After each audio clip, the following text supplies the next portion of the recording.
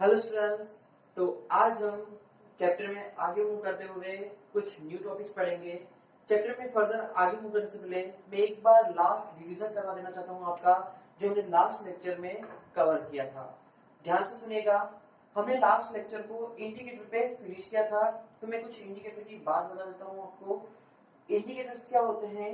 Indicators ऐसे substance होते हैं जो एसिड और बेस को आइडेंटिफाई करने के लिए यूज किए जाते हैं। मेरी बात ध्यान से सुनिएगा। इंडिकेटर्स वो सब्सटेंस होते हैं जो एसिड और बेस को आइडेंटिफाई करने के लिए यूज किए जाते हैं। अगर आपके पास किसी कंटेनर में एक कंटेनर दे दिया मैंने आपको, और उसमें एक लिक्विड फिल किया हुआ है हमने, आपके पास एक कंटेनर है, उसमें एक लिक्विड फिल किया है हमने।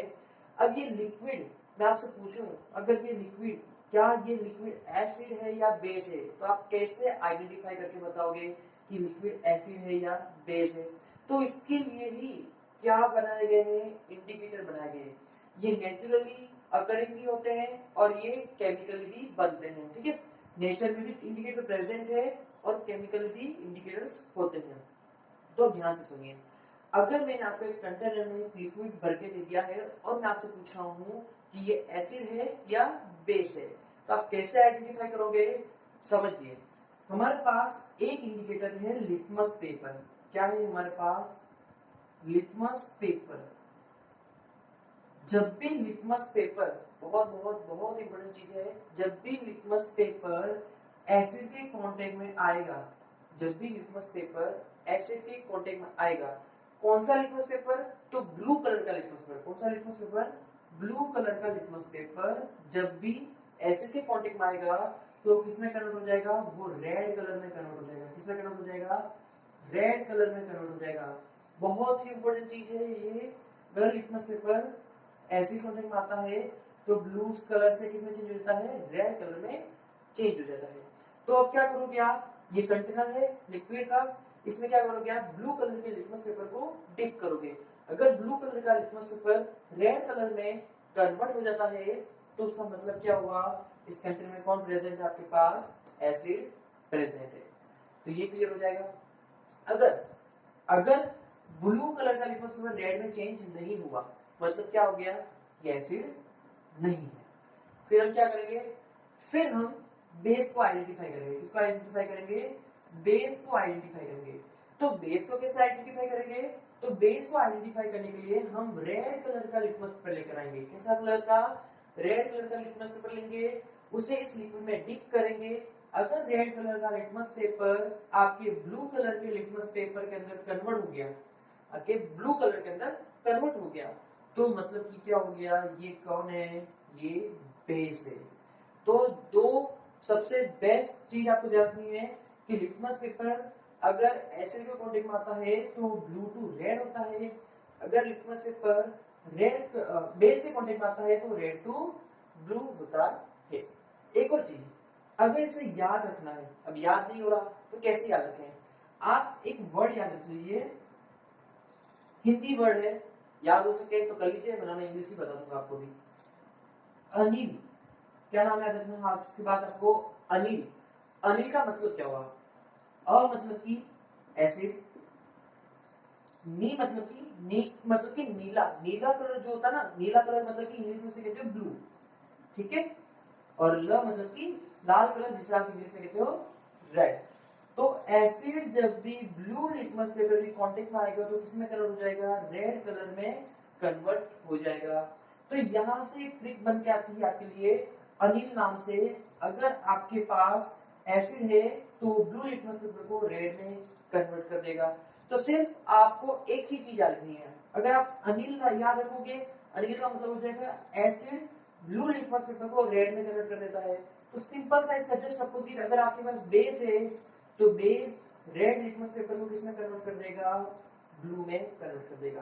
तो आपको दोनों चीज याद नहीं रखनी है, सिर्फ एक चीज याद रखनी है, अनिल। अनिल मतलब कि एसिड ब्लू लिटमस पेपर को रेड में कन्वर्ट कर देगा। अब देखिए, ये तो हो गई हिंदी ट्रिक, हिंदी में अनिल बोल दिया आपने। अगर आपको इंग्लिश में ही याद रखना है तो आप क्या बोलोगे? ABR, अबर। क्या बोलोगे? अबर। अबर मतलब कि acid blue to red, acid blue colour को रेड कलर में कन्वर्ट कर देगा। तो इस तरह से याद रख लीजिए या फिर इस नाम के थ्रू आप याद रख लीजिए। अब चलिए एक और इंडिकेटर की बात करते हैं। एक और इंडिकेटर होता है फिनोल्फ्थेलिन। क्या नाम होता है? फिनोल्फ्थेलिन। फिनोल्फ्थेलिन बहुत ज्यादा इंपॉर्टेंट इंडिकेटर है। देखिए इंडिकेटर तो उससे बहुत सारे हैं हमारे पास, लेकिन मैं उन्हीं इंडिकेटर की बात कर रहा हूँ जो आपके बोर्ड के अंदर इंपॉर्टेंट है। ठीक है, इनके ऊपर एक बार क्वेश्चन तो आ ही चुका है। तो phenolphthalein indicator only use for the basis. ये जो इंडिकेटर है ये सिर्फ बेस को आइडेंटिफाई करने के लिए यूज किया जाता है।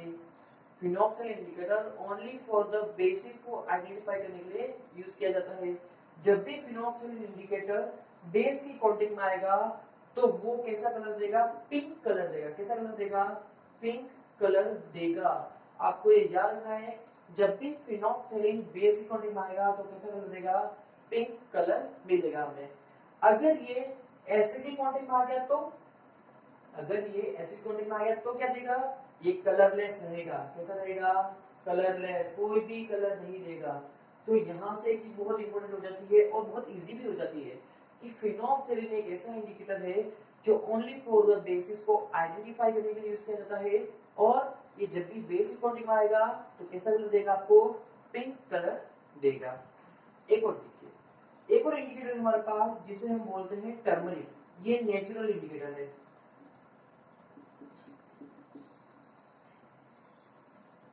टर्मरिक, तो टर्मरिक भी एक ऐसा इंडिकेटर है। टर्मरिक मतलब क्या थी? हल्दी। तो अब होगा क्या, अगर आपके पास टर्मरिक है तो टर्मरिक का सबसे मेन यूज कहाँ होता है? मैं बता देता हूँ कि बोर्ड में क्वेश्चन कहाँ कैसे पूछा जाता है। जब भी आपको सोप को आइडेंटिफाई करना है, सोप को, ठीक है, नहाते हो, अगर नहाते हो तो आपको पता होगा सोप क्या होता है। तो जब भी आपको सोप को आइडेंटिफाई करना है तो सोप जब भी टर्मरिक के कांटेक्ट में आएगा तो वो कैसा कलर देगा? रेडिश ब्राउन कलर देगा। कैसा कलर देगा? रेडिश ब्राउन कलर देगा। अब रेडिश ब्राउन कलर क्यों मिल रहा है? तो समझिए, टर्मरिक जब भी बेस की कांटेक्ट में आती है तो कैसे देती है? रेडिश ब्राउन कलर देता है। टर्मरिक जब भी बेस की कांटेक्ट में आएगा तो कैसा कलर देगा? रेडिश ब्राउन कलर देगा। तो यहां से क्या पता चला? अगर टर्मरिक बेस के कांटेक्ट में आने पर रेडिश ब्राउन कलर दे रहा है और सोप के कांटेक्ट में आने पर भी रेडिश ब्राउन कलर दे रहा है, मतलब कि आपका सोप क्या है नेचर में? सोप क्या है नेचर में? बेसिक है। कैसा है? बेसिक है। बहुत बहुत ज्यादा इंपॉर्टेंट चीज है कि आपका सोप नेचर में होता है बेसिक, और इसको आइडेंटिफाई करने के लिए आप किसका यूज कर सकते हो? टर्मरिक का यूज कर सकते हो। टर्मरिक जब भी बेस की कांटेक्ट में आएगा तो कैसा कलर देता है? रेडिश ब्राउन कलर देता है। तो यहां से क्लियर हो जाता है कि हमारा सोप कैसा होता है नेचर में? बेसिक होता है। अब अगर ये एसिड की कांटेक्ट में आएगा तो, अगर ये एसिड की कांटेक्ट में आएगा तो क्या करेंगे? तब ये येलो कलर में रहता है। तो इसका मतलब ये नहीं हुआ कि ये कलर दे रहा है येलो, ऑलरेडी टर्मरिक येलो ही होती है। ठीक है, तो एसिड की कांटेक्ट में आने पर ये कैसा कलर देगा आपको? येलो कलर देगा, मतलब कि कोई कलर में चेंज नहीं करेगा। तो तीन मेनली जो इंपॉर्टेंट इंडिकेटर है आपके बोर्ड के पॉइंट ऑफ व्यू से, वो तीनों मैंने बता दिए। एक लिटमस पेपर, एक फिनोल्फ्थेलिन और एक क्या बताया हमने? टर्मरिक। तो आई होप अब ये तीनों आपको अच्छे से याद हो गए होंगे। चलिए आज का सेशन स्टार्ट। तो आज हमें नेक्स्ट टॉपिक पढ़ना है और नेक्स्ट टॉपिक आज का हमारा है, नोट डाल दीजिए आप भी, केमिकल प्रॉपर्टीज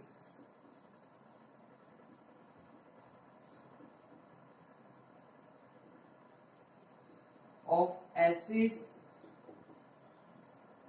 एंड बेसिस। क्या सीखना है आज हमें? Chemical properties of acids and bases. तो आइए स्टार्ट करते हैं। और फर्स्ट केमिकल प्रॉपर्टी है इसकी, इसकी फर्स्ट केमिकल प्रॉपर्टी लिखिए, reaction with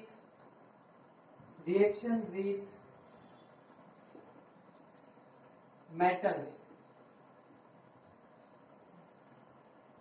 reaction with metals.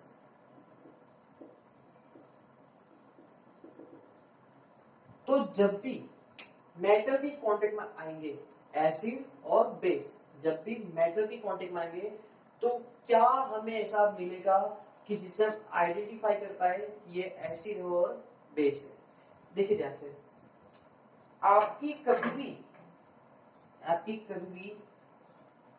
Acid और मेटल की रिएक्शन होती है, ध्यान से समझिएगा, अगर कभी भी एसिड और मेटल की रिएक्शन होती है तो हमेशा आपको क्या मिलेगा, सॉल्ट प्लस हाइड्रोजन गैस।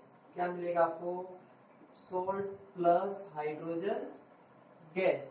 आपको यही लाइन याद रखनी है। अब आपको यही लाइन याद रखनी है कि एसिड जब भी मेटल की कांटेक्ट में आएगा तो क्या देगा, सॉल्ट प्लस हाइड्रोजन गैस देगा। अगर आपको ये लाइन याद रहती है तो आप कभी भी एग्जाम में कोई सी भी रिएक्शन पूछेगा तो आप इजीली आंसर लिख पाओगे। क्योंकि होता क्या है, देखिए एसिड के नाम चेंज हो गए, मेटल्स के भी नाम चेंज हो गए, कोई बात नहीं, हमें रिएक्शन बनाना आनी चाहिए। अगर हमने रिएक्शन बनाना सीख लिया तो फिर हम उसे बैलेंस करना भी आनी चाहिए। रिएक्शन की बैलेंसिंग हमने फर्स्ट चैप्टर में केमिकल रिएक्शन एंड इक्वेशन में सीख चुके हैं। यहाँ पर हमें सिर्फ रिएक्शन को लिखना आना चाहिए। तो चलिए देखते हैं एग्जांपल के थ्रू। हमारे पास एक एग्जांपल है, एसिड ले रहा हूं मैं HCl।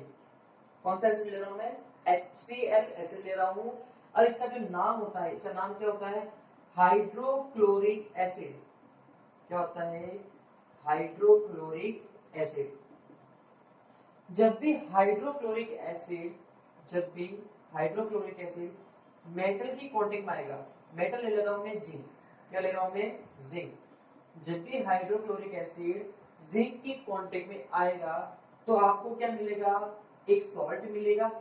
अब सॉल्ट कौन है अभी हमें नहीं पता है, ठीक है, मैं लिखना सिखा रहा हूँ, रिएक्शन को लिखनी कैसे हमें ये पता है कि एसिड और मेटल की रिएक्शन होगी तो हमें क्या मिलेगा, सॉल्ट प्लस हाइड्रोजन गैस मिलेगी।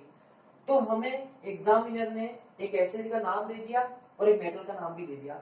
एसिड था HCl, मेटल थी जिंक। तो जब भी हाइड्रोक्लोरिक एसिड और जिंक की रिएक्शन होगी तो एक सॉल्ट मिलेगा आपको। वो सॉल्ट कौन है अभी हमें नहीं पता है, कोई बात नहीं पता है, लेकिन हमें ये पता है कि क्या मिलेगी साथ में, along with one hydrogen gas. तो हाइड्रोजन क्या है, गैस है। तो क्या मैं इसे इस तरह से लिखूंगा, क्या H लिखूंगा क्या हाइड्रोजन को गैस के फॉर्म में, नहीं, डाई एटॉमिक होती है गैस, ये हमने 9th क्लास में स्टडी किया है। तो हाइड्रोजन किस फॉर्म में लिखोगे, H2 की फॉर्म में लिखोगे, और यहाँ पे क्या सिंबल लगाओगे, गैस, क्योंकि आपके क्या ऑब्टेन हुई, आपको गैस ऑब्टेन हुई है। आपको जो भी सब्सटेंस ऑब्टेन हो रहा है उसकी फिजिकल स्टेट लिखना बहुत ज्यादा इंपॉर्टेंट है, अदरवाइज आपके एग्जाम में नंबर कट सकते हैं, ठीक है। चलिए, तो हाइड्रोजन गैस ऑब्टेन हो गई आपको, ठीक है, कोई बात नहीं। अब हमें क्या करना है, देखिए अब हमें रिएक्शन को बैलेंस करना है। पहले बताइए कितनी हाइड्रोजन है यहाँ पर है 2 हाइड्रोजन। कितना हाइड्रोजन है यहाँ पर, 2 हाइड्रोजन है। यहाँ पर आइए, इस HCl के अंदर कितना हाइड्रोजन दिख रहा है अभी आपको, सिर्फ एक ही दिख रहा है ना।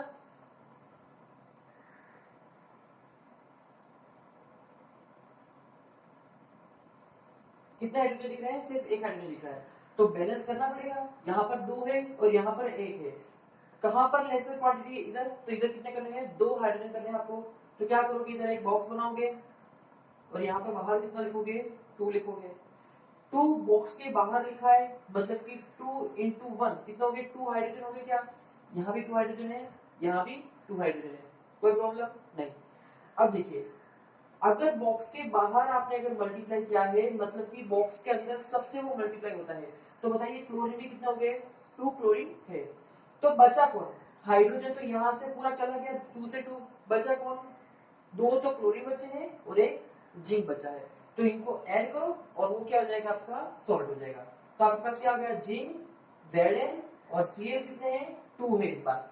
तो ZnCl2 क्या है आपका, सॉल्ट है। इसे आप बोलोगे जिंक क्लोराइड, क्या बोलोगे, zinc chloride along with the hydrogen gas, ठीक है। यहाँ पे इसकी फिजिकल स्टेट भी लिख लेते हैं हम। एक सॉल्ट मिला है तो क्या लिखोगे आप, यहाँ पे लिख लीजिए एक्वस। क्या लिखोगे, एक्वस सॉल्ट मिलता है हमें, ठीक है। तो हुआ क्या, जब भी आपने एसिड की रिएक्शन मेटल के साथ कराई तो आपको क्या मिलता है, एक सॉल्ट मिलता है along with one hydrogen gas. तो हमने HCl लिया, हाइड्रोक्लोरिक एसिड, इसकी रिएक्शन हमने जिंक के साथ करवाई। हमें नहीं पता था प्रोडक्ट में हमें कैसे लिखना है, लेकिन हमें ये पता था कि हमें एक हाइड्रोजन गैस मिलने वाली है, तो हमने हाइड्रोजन का H2 लिख दिया, ठीक है। अब यहाँ पर 2 हाइड्रोजन हो गई और यहाँ पर उस टाइम पे कितना था, ओनली एक ही HCl था, तो हमने रिएक्शन को बैलेंस किया और यहाँ भी कितना किया, 2 हाइड्रोजन किया। फिर जैसे रिएक्शन बैलेंस हुई तो क्लोरीन भी कितने हो गए, 2, जिंक कितना है भी 1, तो हाइड्रोजन तो यहाँ से पूरा चला गया उधर गैस की फॉर्म में, बचा कौन, सिर्फ क्लोरीन बचा है और जिंक बचा है, तो इनको हमने ऐड किया और हमने रिएक्शन को कंप्लीट कर लिया। तो हमें क्या मिल गया, जिंक क्लोराइड ZnCl2, ये 2 है, ठीक है, कंफ्यूज होता ना इसमें। और हमें सबकी फिजिकल स्टेट भी लिखनी है, जिंक क्या है, मेटल है, तो यहाँ पे क्या लिखूंगा मैं, सॉलिड। HCl क्या है, HCl लिक्विड होता है, ठीक है, तो यहाँ पर क्या लिखूंगा इसकी फिजिकल स्टेट, मैं फिजिकल स्टेट लिखूंगा लिक्विड, ओके, स्मॉल l लिख रहा हूँ, ठीक है। तो यहाँ पर ये हमारी रिएक्शन क्या हो गई, बैलेंस हो गई, और हमें ये पता चल गया कि जब भी एसिड की रिएक्शन मेटल के साथ होगी तो हमें क्या मिलेगा, salt along with hydrogen gas. तो ये आप नोट कीजिए, फिर हम आगे मूव करते हैं।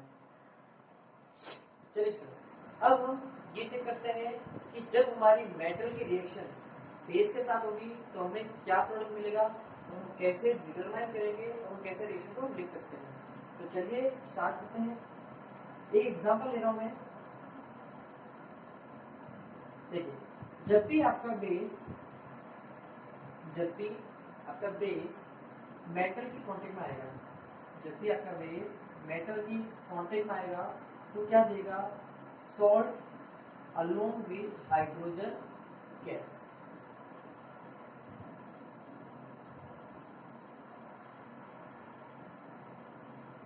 यहां पर आपको बिल्कुल भी कंफ्यूज नहीं होना है, बेस और एसिड दोनों ही जब मेटल के साथ रिएक्शन करते हैं तो आपको सॉल्ट प्लस हाइड्रोजन गैस देते हैं।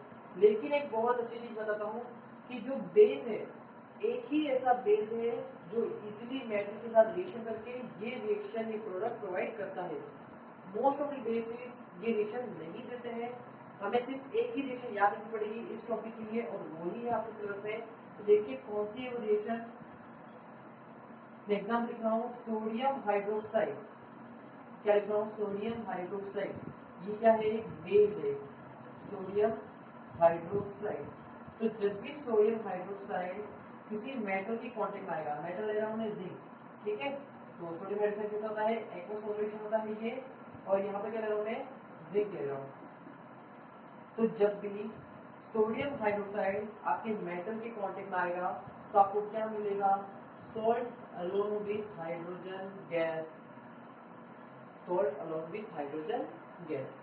तो आपको ये तो पता चल गया कि हाइड्रोजन गैस मिलेगी, लेकिन सॉल्ट कैसे बनाना है, अब हमें सॉल्ट बनाना नहीं आ रहा है।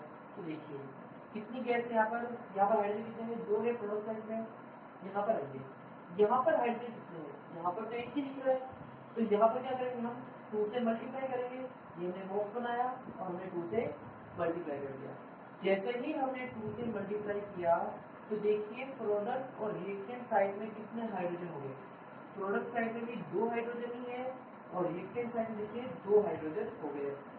अब जब आपके यहाँ पर 2 हाइड्रोजन हो चुके हैं तो देखिए पूरे बॉक्स के अंदर मल्टीप्लाई हुआ है 2, तो सोडियम भी कितने हो गए, Na हो गए 2, ऑक्सीजन वो भी कितना हो गया 2, और हाइड्रोजन कितना हो गया था 2। तो दोनों हाइड्रोजन तो वहां पर चले गए प्रोडक्ट में। अब क्या बचा, अब बचा है एक जिंक और 2 सोडियम और 2 ऑक्सीजन। तो देखिए रिएक्शन कैसे लिखना है, आपका जो सॉल्ट बनेगा वो कौन होगा, Na2ZnO2। क्या बनेगा आपका, Na2ZnO2, और इसका जो नाम है सॉल्ट का क्या है, सोडियम जिंकेट। क्या नाम है इसका, सोडियम जिंकेट। तो अब आपको पता चल गया कि जब आपका बेस मेटल के साथ रिएक्शन करेगा तो क्या देगा, salt along with hydrogen gas. तो ये रिएक्शन हो गया आपकी कंप्लीटली बैलेंस रिएक्शन है। अब जब आपको एग्जाम में रिएक्शन लिखनी पड़ेगी तो आप कैसे लिखोगे, ध्यान से देखिए, मेरी बात सुनिएगा। जब एग्जाम में रिएक्शन लिखी जाती है, जब एग्जाम में रिएक्शन लिखी जाती है तो रिएक्शन को आपको कंप्लीटली बैलेंस रखना पड़ेगा, पहली बात। तो सेकंड, आपको इनकी फिजिकल स्टेट भी लिखनी पड़ेगी, एंड थर्ड सबसे ज्यादा इंपॉर्टेंट, आपको इनके नाम भी लिखने पड़ेंगे कि क्या बन रहा है, ठीक है। तो तो ये हो गया आपका एसिड और बेस की रिएक्शन मेटल के साथ। अब एक क्वेश्चन है, हमें कैसे पता चला कि जो गैस इवोल्व हो रही है वो हाइड्रोजन है? मुझे कैसे पता चला कि जो गैस इवोल्व हो रही थी वो हाइड्रोजन गैस ही है? तो आइए पहले आप नोट कर लीजिए, फिर मैं आपको ये बताता हूँ कि मुझे कैसे पता चला कि जो गैस इवोल्व हो रही है वो हाइड्रोजन गैस है। तो चलिए स्टूडेंट्स, अब ये चेक करते हैं कि हमारी जो गैस इवॉल्व हुई थी वो हाइड्रोजन गैस कैसे है। तो टॉपिक है हमारा detection of hydrogen gas. Hydrogen gas एक रिएक्शन में जब इवॉल्व होती है तो हमें कैसे हम डिटेक्ट कर सकते हैं कि वो गैस हमारी हाइड्रोजन है। तो आइए देखते हैं, ये हमारा एक स्टैंड है, यहाँ पर एक टेस्ट ट्यूब है, इस टेस्ट ट्यूब के अंदर मैंने एक एसिड फिल किया है। कौन सा एसिड है? तो HCl। इस टेस्ट ट्यूब के अंदर मैंने मेटल को डिप किया है, ऐड किया है। मेटल कौन है? जिंक। अभी हमने एक रिएक्शन पढ़ी थी कि जब भी हम मेटल की रिएक्शन एसिड के साथ कराएंगे तो हमें क्या मिलेगा? एक salt along with hydrogen gas. तो देखिए, जब आपकी रिएक्शन होगी तो रिएक्शन क्या थी, यहाँ पर एक बार मैं रिएक्शन लिख लेता हूँ कि जब भी मेटल की रिएक्शन एसिड के साथ होगी तो हमें क्या मिलेगा? सॉल्ट प्लस हाइड्रोजन गैस में इवॉल्व होगी। अब ये जो यहाँ पर रिएक्शन हुई, यहाँ पर क्या होगा? कुछ टाइम बाद यहाँ पर कुछ गैस इवॉल्व होगी, कुछ गैस इवॉल्व होगी। वो गैस कौन सी होगी? तो वो हाइड्रोजन गैस होगी।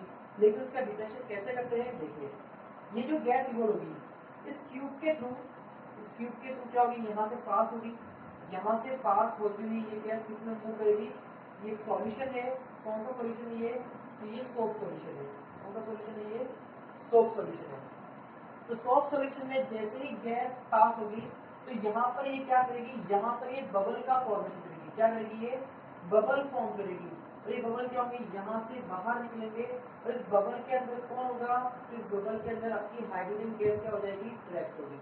ध्यान से सुनिएगा, जब भी मेटल रिएक्शन एसिड के साथ होगी तो यहाँ पर एक गैस इवॉल्व होगी। उस गैस को हमने ट्यूब के थ्रू पास करके सॉफ्ट सॉल्यूशन में पास किया और सॉफ्ट सॉल्यूशन में जाने पर इसने क्या फॉर्म किया? बबल क्रिएट किया। कौन सा बबल क्रिएट किया? तो सोप बबल क्रिएट किया। इस बबल के अंदर जो गैस ट्रैप्ड है वो गैस कौन सी है? हाइड्रोजन गैस है। कौन सी गैस है? हाइड्रोजन गैस है। अब ध्यान से सुनिएगा, जो हाइड्रोजन गैस बबल की फॉर्म में बाहर निकल रही है उसे हमें क्या करना है? उसे हमें कैंडल की कांटेक्ट बनाना है। किसकी कांटेक्ट बनाना है? कैंडल की कांटेक्ट में। कैंडल भी कौन सी? बर्निंग कैंडल की कांटेक्ट में लेकर आना है हमें। जैसे ही ये कैंडल की कांटेक्ट में आएगी आपकी जो हाइड्रोजन गैस, वो कैंडल के कांटेक्ट में आएगी तो ये बर्स्ट होगी। क्या होगी? बर्स्ट होगी। और बर्स्ट होने के साथ साथ ये कौन सा साउंड देगी? पॉपअप साउंड देगी। कौन सा साउंड देगी? पॉपअप साउंड देगी। तो यहाँ से आज हमारा क्लियर हो गया कि हाइड्रोजन गैस जब भी बर्निंग कैंडल की कांटेक्ट में आएगी तो वो पॉपअप साउंड क्रिएट करेगी। तो ये हमारा तरीका हुआ, मेथड हुआ कि डिटेक्शन ऑफ हाइड्रोजन गैस का इवोल्यूशन कैसे करेंगे कि जब भी हाइड्रोजन गैस इवॉल्व होगी उसे हम सोप सॉल्यूशन से पास करेंगे और ये बबल का फॉर्मेशन करेगी, सोप बबल का फॉर्मेशन करेगी और गैस और अंदर जो गैस ट्रैप है वो कौन सी होगी? हाइड्रोजन गैस होगी। जब ये गैस आपका जो सोप बबल है ये कैंडल के कांटेक्ट में आएगा, बर्निंग कैंडल के कांटेक्ट में आएगा तो ये बर्स्ट होगा विद पॉपअप साउंड। तो नोट लिख लीजिए, आज के बाद हमें याद रखना है कि हाइड्रोजन गैस कैसे इवॉल्व होती है और कैसे उसे डिटेक्ट किया जाता है। तो लिख लीजिए यहाँ पर एक note, hydrogen gas burned with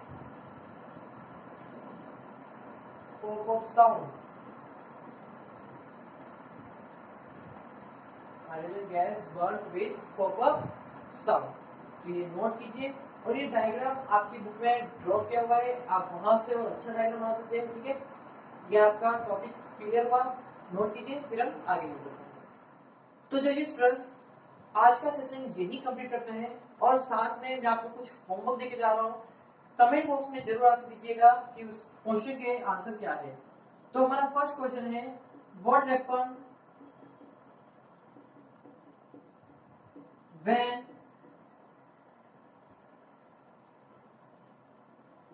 turmeric comes contact with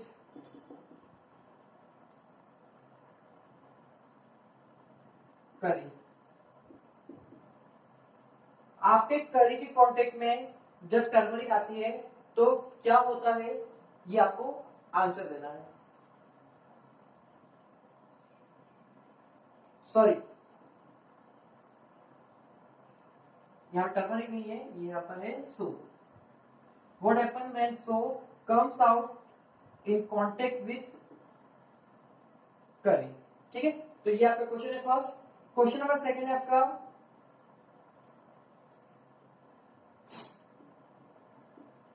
how can we detect, चलिए ये क्वेश्चन लेते हैं। What happen